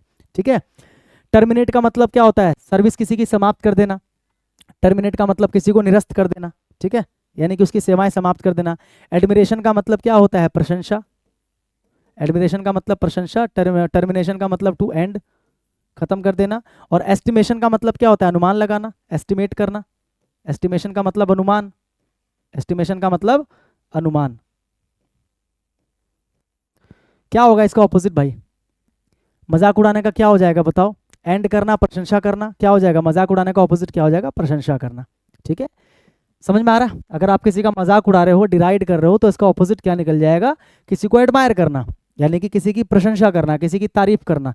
एस्टिमेशन का मतलब आपको पता है, अनुमान, बताने की जरूरत नहीं है, बोलते ना एस्टिमेट करके बताओ, मतलब अनुमान लगा के बताओ। और डिसइंटीग्रेटेड का मतलब क्या होता है, आपस में संबंधित नहीं है, तो उसको बोलते हैं डिसइंटीग्रेटेड। ठीक है भाई, अब आ जाओ इडियम्स पे। एंटोनियम्स आपने कर लिए, सिनोनिम्स आपने कर लिए, अब आ जाओ इंपॉर्टेंट कुछ इडियम्स हैं, इस पे आ जाओ। देखो एक एक क्लास के अंदर कितने कितने वर्ड्स आपको सीखने को मिल रहे हैं। तो अगर आप डेली क्लास में आओगे, अगर आप डेली इस मैराथन को लोगे, तो सोचो आपको कितना एग्जाम तक फायदा मिलने वाला है ना। कितने मोस्ट इंपॉर्टेंट वर्ड्स आप सीख के जाने वाले हो। ठीक है, इडियम पे आ जाओ। इडियम में पहला लिली लिवर्ड। लिली लिवर्ड का मतलब क्या होता है, कायर, है ना, जिसको हम क्या बोलते हैं, कावर्ड। क्या बोलते हैं, कावर्ड। लिली लिवर्ड का मतलब होता है बेचारा जो कायर है, जो डरपोक है। कायर कह लो या फिर क्या बोल लो, डरपोक। ठीक है, कायर या डरपोक। लिली लिवर्ड मतलब जिसका जो लिवर है ना बेचारा लिली का है, लिली लिवर्ड है। क्या है, लिली लिवर्ड है। ठीक है, तो उसका क्या हो जाएगा, इसका मीनिंग क्या हो जाएगा, ब्रेव हो जाएगा, कॉमिकल हो जाएगा, नॉट ब्रेव हो जाएगा, नॉटी हो जाएगा। तो क्या हो जाएगा, नॉट ब्रेव। ब्रेव का मतलब तो होता है बहादुर, कॉमिकल का मतलब जो हंसी मजाक करने वाला होता है, नॉटी हो रहा के, नॉटी का मतलब तो आपको पता है, शरारती। ठीक है, और नॉट ब्रेव का मतलब होता है जो ब्रेव नहीं है, जो ब्रेव नहीं है। ठीक है, अगला है भाई, tied herself up in the knots. To tie, देखो इडियम होता है tie oneself, tie oneself up in the knots. इसका मतलब क्या होता है, इसका मतलब होता है उलझ जाना। उलझ जाने का मतलब अपनी बात में उलझ जाना, ना समझ में आना कि क्या बोलना है क्या नहीं बोलना है। ठीक है, कंफ्यूज हो जाना बहुत ज़्यादा, मतलब कुछ आप बोलने जा रहे हो और आप बहुत ज़्यादा कंफ्यूज हो गए, आपने अपने आप को क्या कर लिया ना, मतलब आप उलझ गए। जैसे बोले लिखा ना, tie oneself up in the knots. जैसे एक रस्सी में बहुत सारी गांठ पड़ जाती है तो उसको खोलना कितना मुश्किल हो जाता है, वो उलझ जाता है। कभी आपने देखा होगा पतंग उड़ाई होगी तो उसका मांझा आपने ऐसे लपेट के रखा होगा, तो कभी कभी वो उलझ जाता है ना, तो उसको सुलझाने में बड़ी दिक्कत आती है। तो ऐसे ही अगर आपने अपने आप को उलझा लिया है नोट्स में, गांठ में, तो इसका मतलब आप कंफ्यूज हो, आप कुछ एक्सप्लेन करना चाह रहे हो लेकिन नहीं कर पा रहे हो। पढ़ के बताओ क्या आंसर होगा। मैंने आंसर आपको बता दिया, इसका मीनिंग मैंने आपको बता दिया, अब आपको बताना आंसर। तो क्या हो जाएगा, be forced to explain your actions and punished, मतलब अपने एक्शंस को एक्सप्लेन करना जबरदस्ती किसी की फोर्स करने के द्वारा, या फिर अब आप मतलब देखो किसी ने आपको फोर्स किया और आपने अपने एक्शंस को एक्सप्लेन कर दिया, तो क्या ये मीनिंग है? नहीं है। Become very confused when you are trying to explain something, meaning हो सकती है कि जब आप कुछ एक्सप्लेन करने की कोशिश कर रहे हो तो बहुत कंफ्यूज हो गए। Make no progress in an argument और डिस्कशन, मतलब किसी आर्ग्यूमेंट में, डिस्कशन में कोई प्रोग्रेस आप नहीं कर पा रहे, ये भी नहीं है। वोंट मॉडिफाई एन ओपिनियन और agree to even small changes, किसी चेंजेस से अग्री ना करना, बदलाव में अग्री ना करना जो दूसरे व्यक्ति चाहते हैं, तो ये आंसर नहीं है। आंसर इसका ये है कि कुछ एक्सप्लेन करना चाह रहे हो लेकिन आप बहुत ज़्यादा कंफ्यूज हो गए हो। याद करने का तरीका मैंने बताया, टाई वन सेल्फ अप इन दोनों, टाई का मतलब बांधना, आपने अपने आप को क्या कर लिया, रस्सियों से बांध लिया है, और उन रस्सियों में क्या पड़ गई, गांठें पड़ गई है, मतलब आप उलझ गए हो, आप कंफ्यूज हो गए हो। ठीक है, उलझ जाना, उलझ जाना, या फिर कह सकते हो कंफ्यूज हो जाना, कंफ्यूज हो जाना। ठीक है मेरे बंधु। अगला, टू किक द बकेट, इसका सिंपल सा मतलब होता है मर जाना। किक द बकेट का मतलब क्या होता है, मर जाना। Give up the ghost, give up the ghost, ये भी एक इडियम है, इसका मतलब भी सेम होता है, मर जाना। गिव अप द घोस्ट, ठीक है, गिव अप द घोस्ट या to kick the bucket. Kick the bucket का मतलब क्या होता है, मर जाना। वो पुरानी पुरानी फिल्में आपने देखी होंगी, जैसे कोई किसी को जब मारता था, मुंह पे तकिया उसके रख दिया करता था ऐसे करके, तो बहुत देर तक अपने पैर को चलाता था, तड़पता था, तड़पता था, तड़पता था। तो ऐसे याद करो इसको कि मान लो उसके पैर के पास एक बाल्टी रखी है, और वो बाल्टी को ऐसे करते करते पैर हिलाते हिलाते हिलाते लास्ट में ऐसे एकदम से शांत हो गया, और उसके पैर से लग के बाल्टी गिर गई, तो बाल्टी गिर गई मतलब बंदा मर गया। ऐसे याद रखो इसको, ठीक है। किक द बकेट, बकेट को यानी कि बाल्टी को किक किया उसने, क्या हो जाएगा, टू डाई। अगला जो आइडिया है वो क्या है, टू बेल द कैट, यानी कि जोखिम उठाना, जोखिम उठाना। जैसे बेल द कैट का क्या मतलब है कि आपसे मैं कहूँ कि एक बिल्ली बैठी है आपके छत पे, जंगली बिल्ली टाइप है ना, और मैं आपसे कहूँ कि जाके उसके गले में घंटी बांध दे। बोलते ना कि यार बिल्ली के गले में घंटी कौन बांधेगा, मैं नहीं कर रहा है काम। तो बिल्ली के गले में घंटी बांधने का मतलब है खतरा उठाना, जोखिम उठाना। तो क्या हो जाएगा, टू फेस रिस्क, रिस्क लेना, रिस्क है तो इश्क है, ठीक है। अगला है made a big fuss about a small problem, to make a big fuss about a small problem. अब देखो यहाँ पर क्या किया है ना, यहाँ पर आपको 4 इडियम्स दिए गए हैं, यहाँ पर आपको 4 इडियम्स दिए गए हैं, और ऊपर आपको इडियम को एक्सप्लेन किया गया है। अब आपको बताना है कि इन चारों में से किस इडियम का एक्सप्लेनेशन ये है। मैं आपको चारों का बता दूं। Get a taste of your own medicine, यानी कि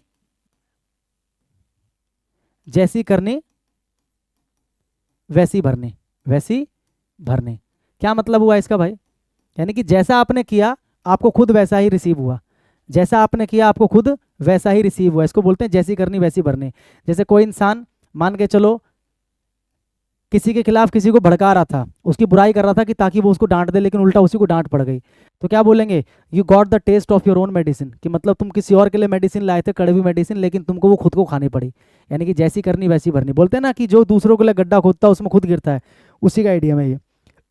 barking up the wrong tree, अब मान के चलो एक पेड़ के ऊपर एक बंदर बैठा, ठीक है, और एक कुत्ता जो है ना उस बंदर को देख के भौंक रहा है, लेकिन पता फर्क क्या है, मान के चलो ये पेड़ है भाई, ठीक है, और एक ये पेड़ है, ठीक है, इस पेड़ पे एक बंदर है, इस पेड़ पे एक बंदर है, और यहाँ से कुत्ता जो है ना, यहाँ से जो कुत्ता है ये भौंक रहा है, क्या कर रहा है, भौंक रहा है,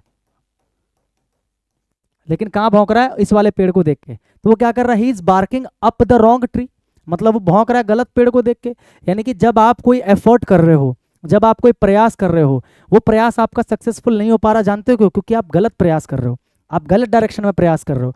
मतलब मैंने आपको बोला कि आपको सीजल की तैयारी करनी है, और आप पढ़ने बैठ गए संस्कृत, आप क्या पढ़ने बैठ गए, संस्कृत। तो मैं क्या बोलूंगा, भाई what are you doing, why are you barking up the wrong tree, यानी कि गलत दिशा में प्रयास करना, गलत दिशा में प्रयास करना। समझ में आ रहा है, यानी कि जो रिक्वायरमेंट है वो ना करके कुछ उल्टा करना, उसको बोलते हैं barking up the wrong tree. Add insult to injury, इसको तो आपको पता ही, ऐड इंसल्ट टू इंजरी मतलब एक लड़का आ रहा था आपके सामने से, वो बंदा गिर गया, तो एक तो उसके इंजरी हो गई, मतलब पैर में चोट लग गई, ऊपर से आप उसकी इंसल्ट कर रहे हो, गिर गया गिर गया गिर गया, दिखता नहीं है, अंधा अंधा ऐसे करके। एक तो वो इसकी इंजरी हुई, ऊपर से आप उसकी इंसल्ट कर रहे हो, इसका मतलब क्या होता है? जले पे नमक छिड़कना, जले पे नमक छिड़कना। यानी कि क्या समझे, इसका मतलब क्या होता है कि किसी परेशानी को और बढ़ा देना, to make a situation worse, ऐसे कह सकते हो, to make a situation worse, to make a situation worse, यानी कि पहले वो बुरा है लेकिन अब आपने उसको क्या बना दिया? वर्स। वर्स का मतलब और बुरा, ठीक है। अ स्टॉर्म इन अ टीकअप, यानी कि अ स्टॉर्म इन अ टीकअप का मतलब क्या होता है? अगर आप कहने के लिए एक शब्द में कहोगे, कहावत होती है, मुझे याद नहीं आ रहा है, हाँ, राई का पहाड़ बनाना, क्या बोल सकते हो? राई का पहाड़ बनाना। राई का पहाड़ बनाने का क्या मतलब हुआ भाई?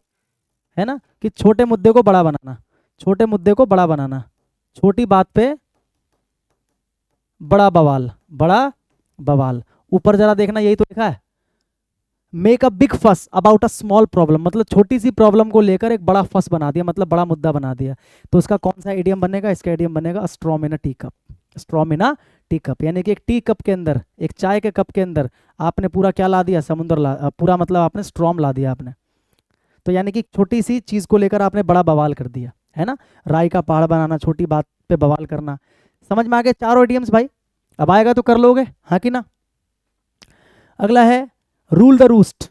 रूल द रूस्ट का मतलब क्या होता है? रूल द रूस्ट का मतलब होता है शासन करना। रूल द रूस्ट का मतलब क्या होता है? शासन करना, to be in charge, to be in charge. ठीक है भाई, समझ में आ रहा है? क्या हो जाएगा इसका answer? To save a criminal, किसी को क्या करना? वो करना, एक्सप्लॉइट का मतलब क्या होता है? शोषण करना। एक्सप्लॉइट का मतलब क्या होता है? शोषण करना, ठीक है। प्रेजुडिस का मतलब क्या होता है? पक्षपात, पक्षपाती, पक्षपाती होना, या किसी क्रिमिनल को बचाना, या किसी का शोषण करना, या इंचार्ज होना। तो आंसर क्या हो जाएगा? इंचार्ज होना, है ना। Today the countries nationalist rule the roost and hand out the jobs, ठीक है। तो रूल द रूस्ट का मतलब क्या हो गया? शासन करना, शासन करना, rule the roost. All clear? क्या इसमें किसी को कोई दिक्कत है भाई? समझ में आया रूल द रूस्ट? अगला देखो, अगला है scrap the barrel. Scrap the barrel,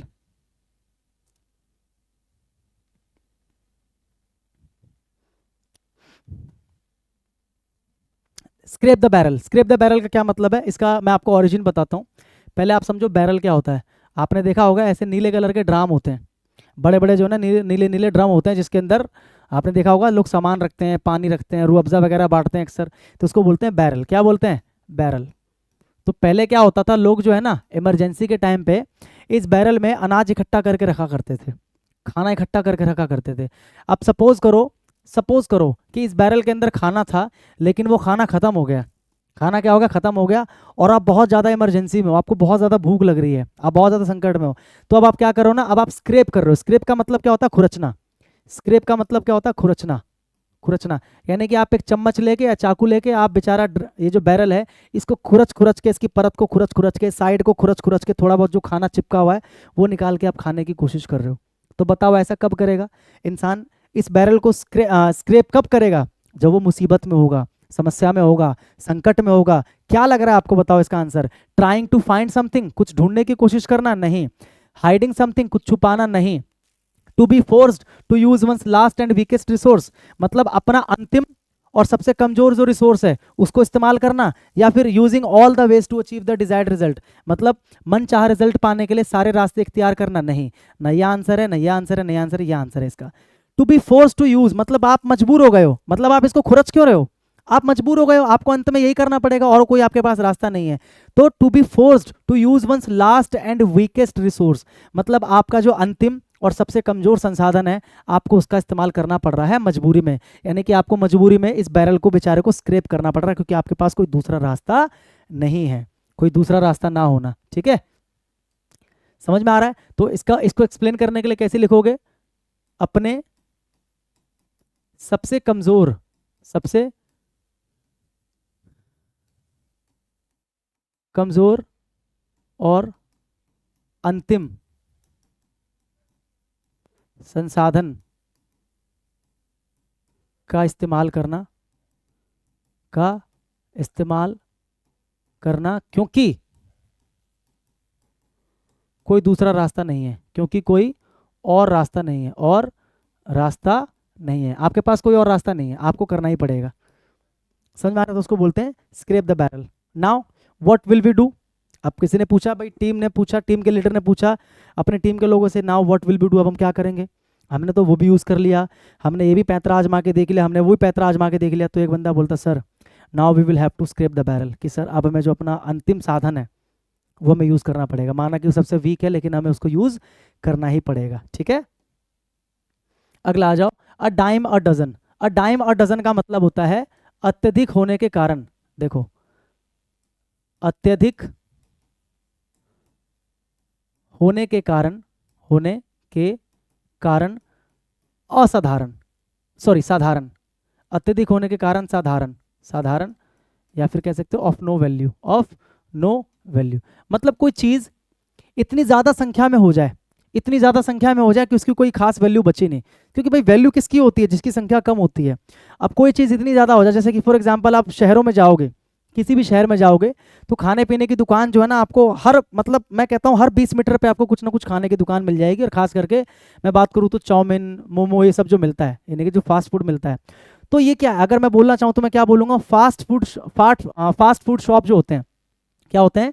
जो फास्ट फूड शॉप होते हैं, are a dime a dozen. A dime a dozen का क्या मतलब हो यहाँ पर? कि जो फास्ट फूड के शॉप्स है वो इतने अत्यधिक है कि उनकी कोई वैल्यू नहीं है, यानी कि वो बहुत ज्यादा है संख्या में, ये कहने का मतलब है अ डाइम अ डजन। ठीक है,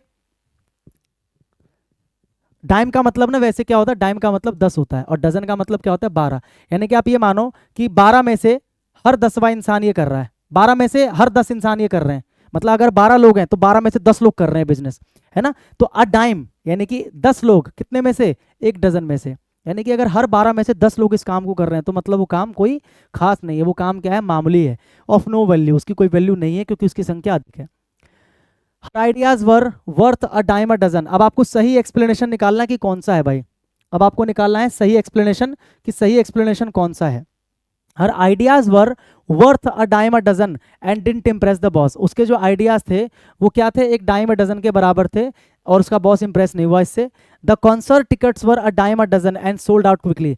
जो कॉन्सर्ट के टिकट्स थे वो क्या थे? Dime a dozen, a dime a dozen थे। मतलब इतने अत्यधिक थे कि उनकी कोई वैल्यू नहीं थी। अगर अत्यधिक थे, वैल्यू नहीं थी, तो जल्दी बिक कैसे गए? अगर अत्यधिक थे और उनकी कोई वैल्यू नहीं थी, तो इतनी जल्दी बिक कैसे गए? ठीक है। The restaurants had some delicious desserts. जो रेस्टोरेंट्स था उसमें कुछ क्या थे? स्वादिष्ट, मतलब क्या थे?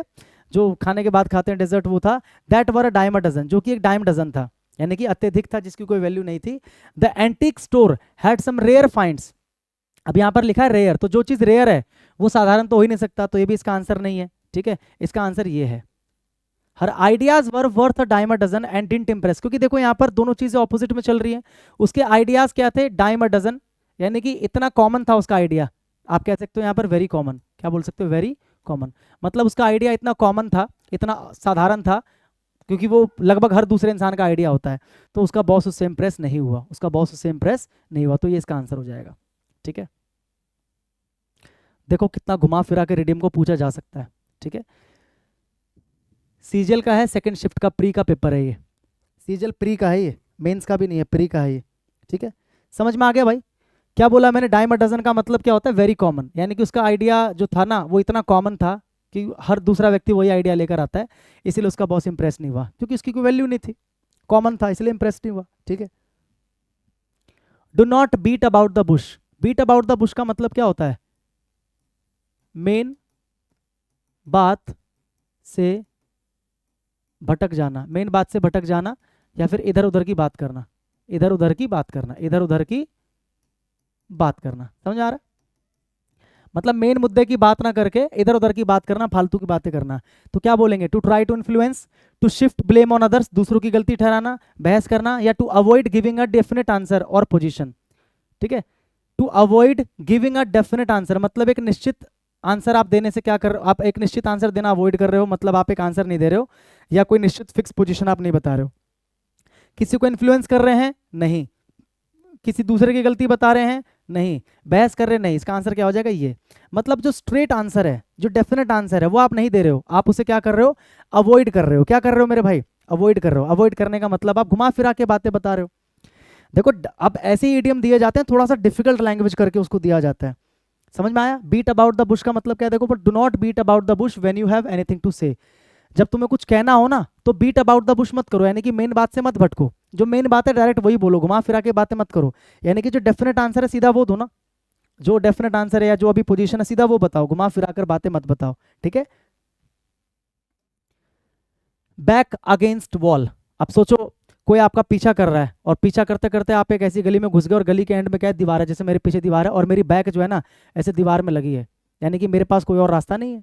मेरी बैक जो है दीवार में लगी है, मेरे सामने बंदा खड़ा है, इधर भी दीवार है इधर भी दीवार है, तो मैं कहीं भाग ही नहीं सकता। तो मेरा जो बैक है अगेंस्ट द वॉल है, बैक अगेंस्ट द वॉल। ठीक है। Be in an easy situation from where escape is difficult, मतलब एक इजी सिचुएशन में होना जहां से निकलना मुश्किल हो। अगर इजी सिचुएशन में है तो बंदा निकल सकता है ना। Be in a difficult situation from where escape is difficult, यही है।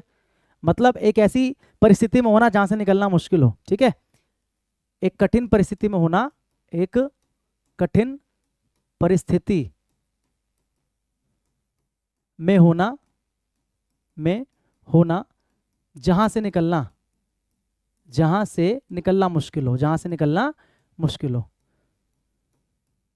ठीक है, समझ गए भाई? तो यही है, be in a difficult situation from where escape is difficult, जहां से निकलना क्या है? मुश्किल है। Be in a relationship which one wants to escape, मतलब एक ऐसे रिलेशनशिप में होना जिससे आप निकलना चाहते हो कि मुझे इस रिलेशनशिप से बाहर जाना है। ऐसे रिलेशनशिप में हो तो नहीं ना। ठीक है। Be in a difficult situation from where escape is easy, जहां से निकलना आसान है। अगर डिफिकल्ट है तो आसान कैसे हुआ? ये इसका आंसर। एक डिफिकल्ट सिचुएशन में होना जहां से निकलना क्या है? मुश्किल है। अब बारी आती है OWS, यानी कि वन वर्ड सब्स्टिट्यूशन। 10 आपने किए सिनोनियम्स, 10 आपने किए एंटोनियम्स, 10 आपने किए इडियम्स। अब बारी है किसकी? अब बारी है 10 वन वर्ड्स की। ठीक है।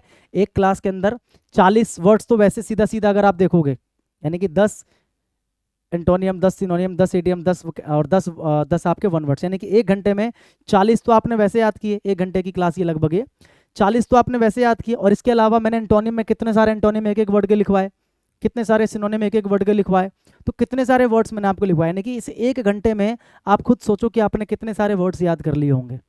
अंदाज़ा लगाओ ज़रा। मतलब एक घंटे में अगर आप खुद पढ़ने बैठते तो इतने नए नए वर्ड्स और इतने सारे वर्ड शायद आप नहीं याद कर पाते, और इतना ईजिली आप नहीं याद कर पाते। इसलिए मैंने कहा कि ये जो सीरीज़ है बहुत ज़्यादा क्या है, इंपॉर्टेंट है। एसएससी सीजीएल 2024 के लिए भी, और जो एमटीएस 2024 की तैयारी कर रहे हैं उनके लिए भी, क्योंकि उनका भी एग्जाम जो है होने वाला। और उनके एग्जाम में तो आपको पता है इंग्लिश बहुत इंपॉर्टेंट हो गया अब तो, है ना। आ जाओ। A thing fit to eat, एक ऐसी चीज जिसको आप खा सकते हो, जो खाने योग्य है, जो खाने योग्य है, तो उसे क्या बोलते हैं? एडिबल। एडिबल का मतलब खाने योग्य, एडिबल का मतलब खाने योग्य। ठीक है। एलिजिबल का वन वर्ड क्या होगा? ये तो आंसर है ना इसका। इसका जो ये वो है स्ट्रक्चर है वो क्या होगा, या फिर इसका पूरा जो सेंटेंस है वो क्या होगा? ठीक है, इसका होगा fit to be chosen. Fit to be chosen यानी कि जिसको चुना जा सकता है किसी चीज के लिए, किसी भी चीज के लिए। Fit to be chosen, fit to be chosen यानी कि कोई भी व्यक्ति जिसको किसी भी चीज के लिए चुना जा सकता है, यानी कि जो योग्य है, जो क्या है? योग्य है। Fit to be chosen, fit to be chosen या selected, fit to be chosen या fit to be selected. Digestible का मतलब है ना, इजी टू डाइजेस्ट, यानी कि जिसको पचाना आसान हो, पचाना क्या हो? आसान हो। क्योरेबल का मतलब, क्योरेबल का मतलब क्या होता है? मतलब जिसका इलाज हो सके, जिसका इलाज हो सके। ठीक है। यानी कि क्या बोलते हैं, क्या बोलते हैं? जिसका इलाज हो सके, इसको हिंदी में लिखो पहले, जिसका इलाज हो सके। कोई भी ऐसी बीमारी है, कोई भी ऐसी बीमारी है मान लो जिसका इलाज हो सके, तो उसे क्या बोलेंगे? क्यूरेबल। क्या बोलेंगे? Curable. That can be cured, क्या बोल सकते हो? That can be cured, that can be cured यानी कि जिसको क्योर किया जा सकता है। कोई भी ऐसी बीमारी जिसको क्योर किया जा सकता है, ठीक किया जा सकता है, उसको बोलेंगे क्यूरेबल। इसका ऑपोजिट क्या होता है? इनक्यूरेबल। क्या होता है? इनक्यूरेबल, जिसको क्योर नहीं किया जा सकता। ठीक है। तो अगर एग्जाम में पूछे फिट टू बी चूजन तो एलिजिबल, इजी टू डाइजेस्ट तो आंसर आ जाएगा डाइजेस्टिबल। अगर आपसे पूछे कोई भी डिजीज, और disease that can be cured, कोई डिजीज जिसको क्योर किया जा सके तो क्या हो जाएगा, क्यूरेबल। क्या हो जाएगा, क्यूरेबल।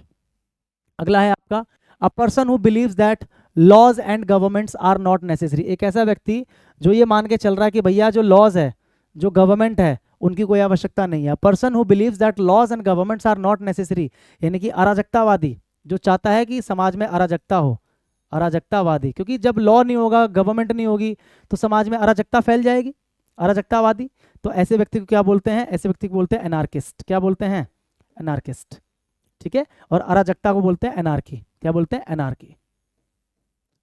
एनार्की मतलब अराजकता, यानी कि इसका आंसर क्या होगा, absence, absence of law and government in a country या इन अ स्टेट। ठीक है, एब्सेंस ऑफ लॉ और गवर्नमेंट इन अ स्टेट और कंट्री।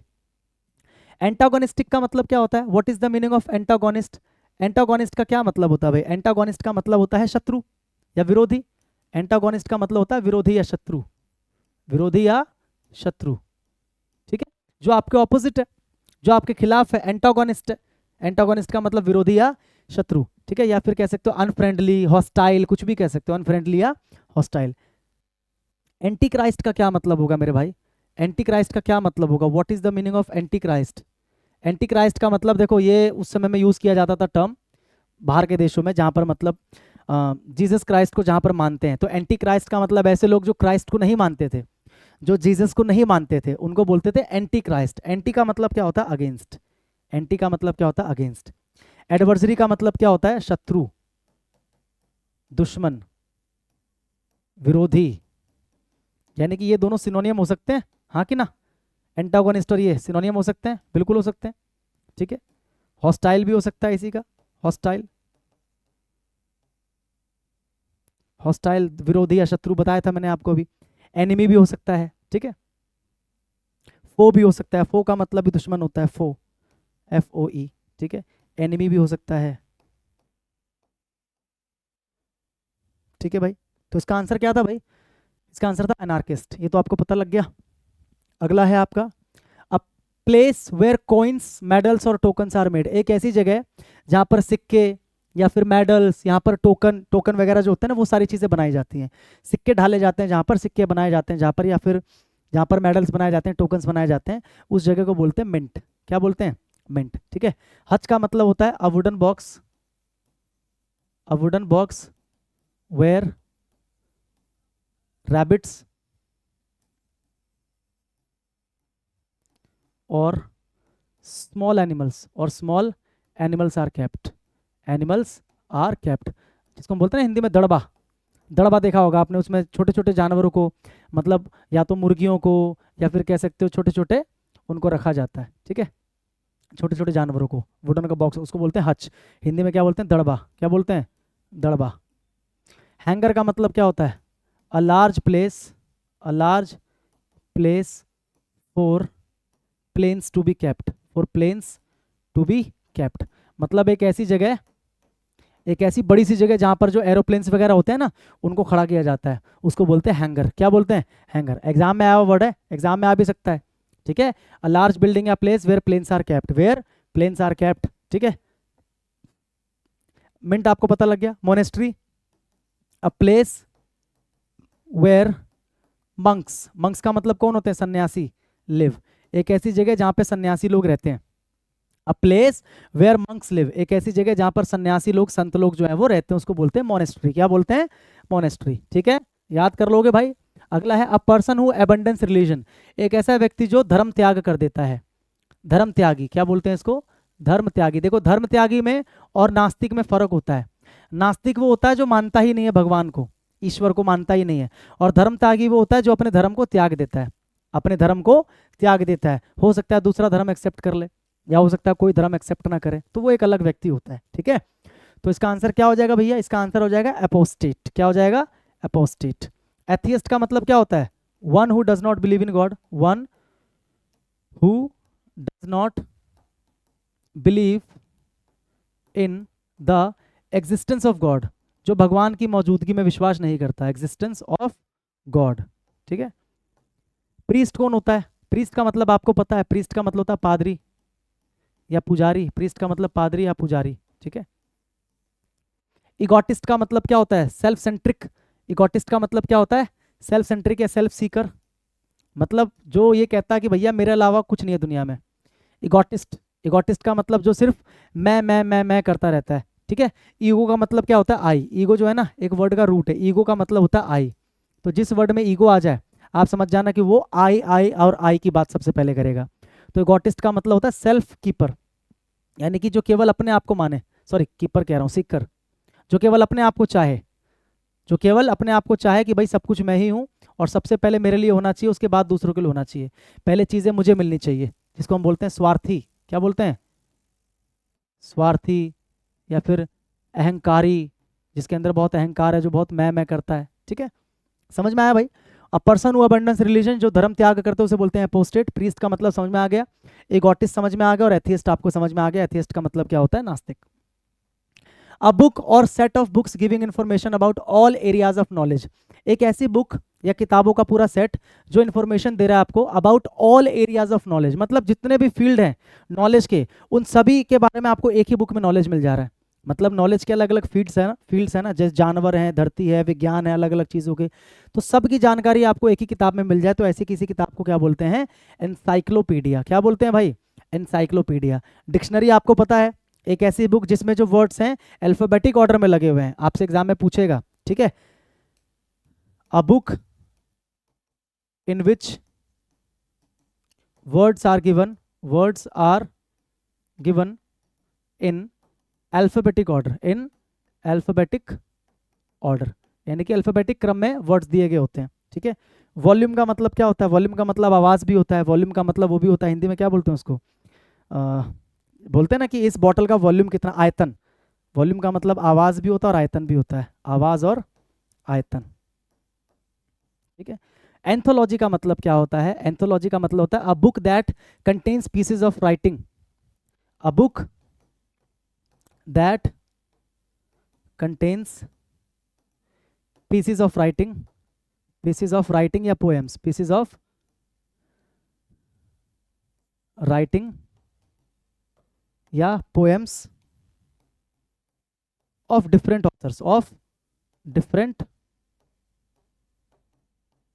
authors या poets। समझ में आया? मतलब अलग अलग जो ऑथर्स हैं, अलग अलग जो पोएट्स हैं, उनका कोई भी मतलब एक लिखित रूप में कुछ भी एक मतलब चीज़ अवेलेबल है, पीस ऑफ राइटिंग है। अगर ऑथर है तो उसका पीस ऑफ राइटिंग है, अगर पोएट है तो उसकी पोएम है। तो मतलब अलग अलग जो लेखक है उनकी कुछ पीस ऑफ राइटिंग को उठाकर एक बुक में डाल दिया, तो वो क्या बन जाएगा? एंथोलॉजी। ये जो अलग अलग कवि हैं, तो किसी की एक कविता, किसी की एक कविता, किसी एक पोएट की एक कविता, किसी की एक कविता उठाकर अलग अलग पोएट्स की जो कविताएं हैं उनको मैंने एक बुक में डाल दिया, तो उसको क्या बोलेंगे? एंथोलॉजी। क्या बोलेंगे? एंथोलॉजी, ठीक है भाई, समझ में आ रहा है? ह्यूज फायर फॉर सेलिब्रेशन, मतलब किसी मोमेंट को सेलिब्रेट करने के लिए या किसी त्यौहार को सेलिब्रेट करने के लिए जो आग जलाई जाती है, जैसे लोहड़ी पे लोग करते हैं, लोहड़ी पे आग जलाते हैं, ऐसी जो होली से एक दिन पहले होलिका दहन के लिए लोग आग जलाते हैं, तो उसे बोलते हैं बॉन फायर। क्या बोलते हैं? बॉन फायर, ठीक है भाई, बॉन फायर। फायर पावर आपको पता ही है। फेस्टिविटी का मतलब फेस्टिवल ही होता है, फेस्टिविटी का मतलब क्या होता है? फेस्टिवल। और फायर फाइट का मतलब क्या होता है? फायर फाइट का मतलब वही होता है, फायर के थ्रू फाइट करना, फायर की मदद से फाइट करना, फायर फाइट, है ना। समझ में आ रहा है? कुछ नहीं है, इनका कोई मतलब नहीं है, ऐसी दे रखा है ये। मेन ये है आपका बॉन फायर। बॉन फायर मतलब जब हम आग जलाते हैं किसी स्पेशल इवेंट को सेलिब्रेट करने के लिए या फिर किसी फेस्टिवल को सेलिब्रेट करने के लिए, और फेस्टिविटी का मतलब फेस्टिवल ही होता है।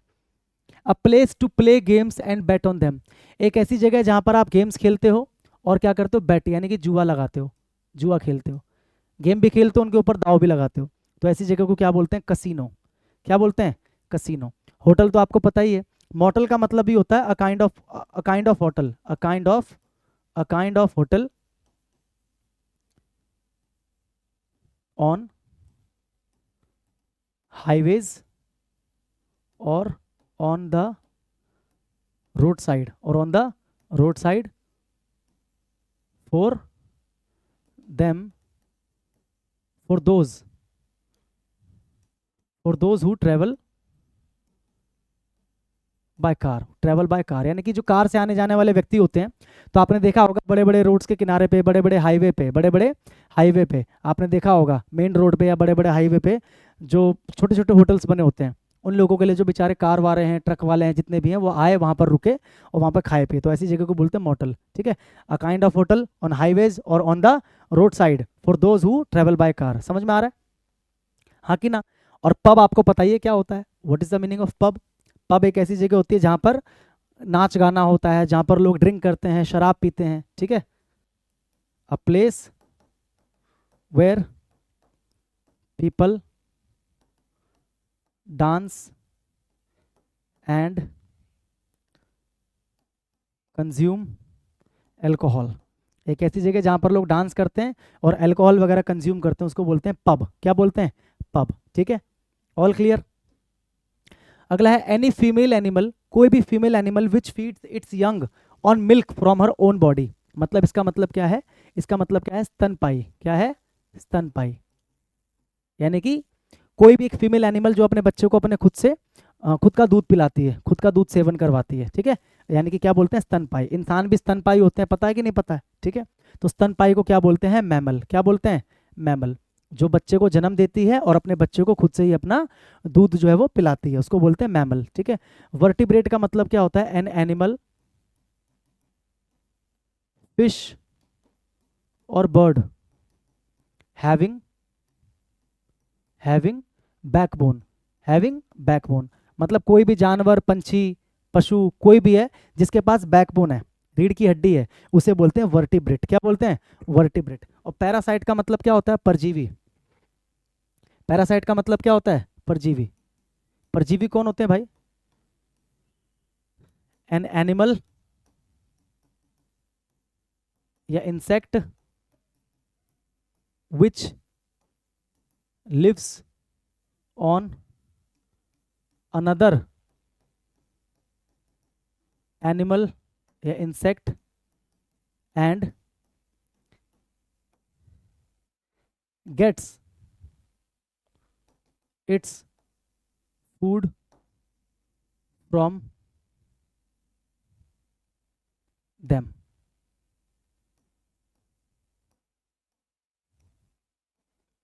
ठीक है, एन एनिमल या insect which lives on another animal, एक कोई भी एनिमल या कोई भी इंसेक्ट जो किसी दूसरे एनिमल के सहारे जिंदा रहता है, किसी दूसरे एनिमल पर रहता है।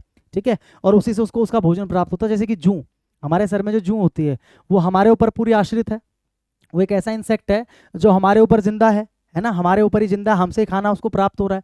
अगर हमारे ऊपर ना रहे तो वो क्या हो जाएगा, मर जाएगा। क्या हो जाएगा, मर जाएगा। ठीक है, तो अ प्लांट और animal that lives in on another plant और animal and gets its food from it, मतलब दूसरे उसी से उसको क्या मिलता है, भोजन जो है वो प्राप्त होता है, उसको बोलते हैं परजीवी। ठीक है, जो दूसरों पर पलने वाला है।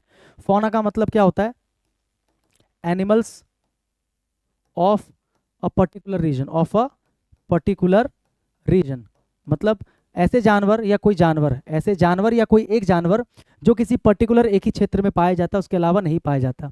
किसी पर्टिकुलर कोई रीजन है, कोई पर्टिकुलर क्षेत्र, वहां पर पाए जाने वाला जो जानवर है या वहां पर पाए जाने वाले जो जानवर, उनको क्या बोलते हैं, उनको हम बोलते हैं फौना। क्या बोलते हैं, फौना। और एक होता है फ्लोरा, एक होता है फ्लोरा। फ्लोरा का मतलब क्या होता है, plants, plants of a particular region. समझ में आ गया, यानी कि पेड़ पौधे जो होते हैं ना, कुछ खास किस्म के होते हैं जो किसी एक पर्टिकुलर रीजन में पाए जाते हैं, उनको बोलते हैं फ्लोरा। क्या बोलते हैं, फ्लोरा। ठीक है भाई, समझ में आया। तो अगर बोला जाए कि animals of a particular region, किसी खास एक क्षेत्र के जो जानवर हैं उनको बोलते हैं फौना, और किसी खास एक क्षेत्र के जो पेड़ पौधे उनको क्या बोलते हैं, फ्लोरा। क्या बोलते हैं, फ्लोरा। सर्टेन टू हैपन, यानी कि जो होना ही होना है, जो निश्चित है। सर्टेन टू हैपन का मतलब जो निश्चित है, यानी कि जिसको होना है, यानी कि जो अनिवार्य है, अनिवार्य, जो क्या है, अनिवार्य है या होना ही है, होना ही है, टल नहीं सकता, जो अनिवार्य है। तो क्या बोलेंगे, जस्टिफिएबल। जस्टिफिएबल का मतलब क्या होता है, न्याय संगत। जस्टिफिएबल का मतलब होता है न्याय संगत। Acceptable because there is a good reason, acceptable because there is a good reason for it, good reason for it. मतलब आप किसी चीज को एक्सेप्ट कर रहे हो क्योंकि आपके पास एक अच्छा रीजन है, मतलब वो चीज क्या है, जस्टिफिएबल है, न्याय संगत है। वो चीज क्या है, जस्टिफिएबल है, यानी कि क्या है, न्याय संगत। क्या है, न्याय संगत। ठीक है भाई। इंडिस्पेंसिबल का मतलब क्या होता है, इंडिस्पेंसिबल का मतलब होता है अनिवार्य, यानी कि वेरी इंपॉर्टेंट, इंडिस्पेंसिबल का मतलब क्या होता है? वेरी इंपॉर्टेंट, या a thing without which a work can not be done. मतलब कोई ऐसी चीज जिसके बिना कोई एक काम जो है ना वो नहीं किया जा सकता। मान लो एक काम है, उस काम को करने में मुझे पता है कि मतलब इस चीज क्या, जैसे मैं आपसे बोलूं कि आपको एक लेटर लिखना है, तो उस लेटर को लिखने के लिए कौन दो ऐसी चीजें जो आपको चाहिए ही चाहिए, एक आपको पेपर चाहिए, एक आपको पेन चाहिए, हाँ कि ना? समझ में आ रहा है? तो पेपर और पेन जो है लेटर लिखने के लिए क्या है? इंडिस्पेंसिबल टूल है। इंडिस्पेंसिबल क्या है? टूल है, यानी कि वेरी इंपॉर्टेंट है, यानी कि अनिवार्य। समझ में आ रहा है? एसेंशियल, एसेंशियल का मतलब बहुत जरूरी, यानी कि a thing without which a work can not be done, मतलब जिसके बिना कोई एक काम, कोई पर्टिकुलर एक काम नहीं किया जा सकता। कन्वर्टिबल का मतलब क्या होता है? जिसको कन्वर्ट किया जा सकता है ना? Can be changed, can be changed, can be changed या can be converted, can be converted, जिसको कन्वर्ट किया जा सकता है, चेंज किया जा सकता है, बदला जा सकता है। इनएविटेबल का मतलब क्या होता है? इनएविटेबल का मतलब होता है अनिवार्य। इनएविटेबल का मतलब क्या होता है? अनिवार्य, अनिवार्य, या जिसे टाला ना जा सके, that which can not be avoided, which can not be avoided, जिसको आप अवॉइड नहीं कर सकते, जिसको टाल नहीं सकते, जो अनिवार्य है। तो आपसे पूछा है सर्टेन टू हैपन, यानी कि जो अनिवार्य है, जो होना ही है, मतलब जिसको टाल नहीं सकते, जिसको होना ही है, जो अनिवार्य है, तो उसका आंसर क्या हो जाएगा? इनएविटेबल। क्या हो जाएगा? इनएविटेबल। ठीक है, सबका मीनिंग समझ में आ गया? लास्ट वर्ड है आज की क्लास का, only the artist who make sculptures. ऐसे आर्टिस्ट जो क्या बनाते हैं? स्कल्पचर्स बनाते हैं, यानी कि मूर्ति बनाते हैं, प्रतिमा बनाते हैं। ठीक है, मूर्तियां, स्कल्पचर का मतलब क्या होता है? मूर्ति। जो मूर्ति बनाते हैं आर अलाउड टू टेक, मतलब यहाँ पर बताना है only the artist who make sculptures, ये आपका वन वर्ड है। तो इसका आंसर क्या हो जाएगा? स्कल्प्टर। जो क्या बनाते हैं? जो स्कल्पचर्स बनाते हैं वो स्कल्प्टर कहलाएंगे। ठीक है, और पॉटर का मतलब क्या होता है? कुम्हार। कुम्हार मतलब जो मिट्टी के बर्तन बनाते हैं। वन हु मेक पॉट्स, जो मिट्टी के बर्तन वगैरह बनाता है, one who make pots, one who make pots. ठीक है, जो मिट्टी के बर्तन बनाते हैं। पेंटर जो पेंट करता है। और आर्टिसन का मतलब क्या होता है? आर्टिसन का मतलब अ person who makes thing skilfully, a person who makes things skilfully, जो स्किलफुली चीजों को बनाता है। ठीक है, स्पेशली विद हैंड, हाथ से बनाता है, स्पेशली विद हैंड्स, हाथ से बनाता है चीजों को, किसी मशीन का या उपकरण का इस्तेमाल नहीं करता। ठीक है, आ रहा है समझ में? हाँ कि ना?